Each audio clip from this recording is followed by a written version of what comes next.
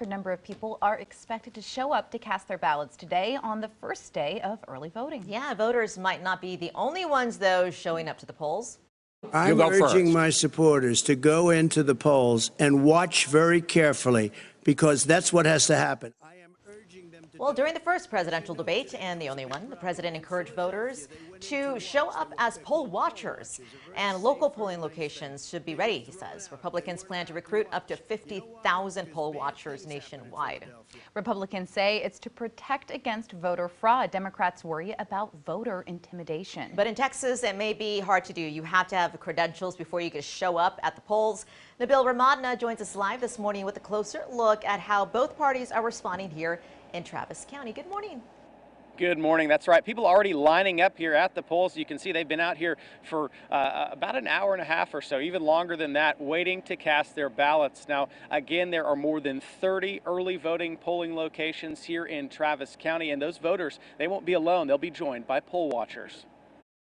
As Texans head to the poll to cast their ballots this year, they'll also be joined by poll watchers. Their job is to make sure that, as far as they can observe, that the election workers, the election judges, the alternates, the clerks, everybody is obeying the law. A poll watcher's job is to make sure that every vote that walks into the ballot box is able to be cast. Both Republicans, like Brian Ruddle with the Travis County Republican Party, we'll place them at early voting election day as well. And Democrats like Katie Naranjo with the Travis County Democratic Party. Travis County will be well positioned with poll watchers. Have plans for poll watchers, but not just anyone can claim the title, says Travis County Clerk Dana DeBevois. You have to be credentialed, and there are restrictions. Poll watchers are there to simply observe and report. They're not allowed to speak with voters or interfere in any way with the election process. Obviously, we cannot have a poll watcher walking up, actually staring over somebody's shoulder. There are concerns of intimidating voters. In 1981, the Democratic National Committee sued Republicans, accusing them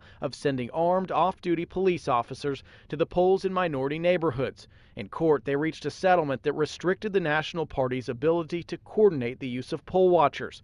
The consent decree expired in 2017, and a judge in 2018 declined to extend it. We know that the election workers are very well trained, and I don't think that we use the poll watchers in order to try to have an atmosphere of threatening or intimidation. Naranjo says there are some who are concerned about intimidation, but she isn't seeing a coordinated effort to intimidate voters in Travis County.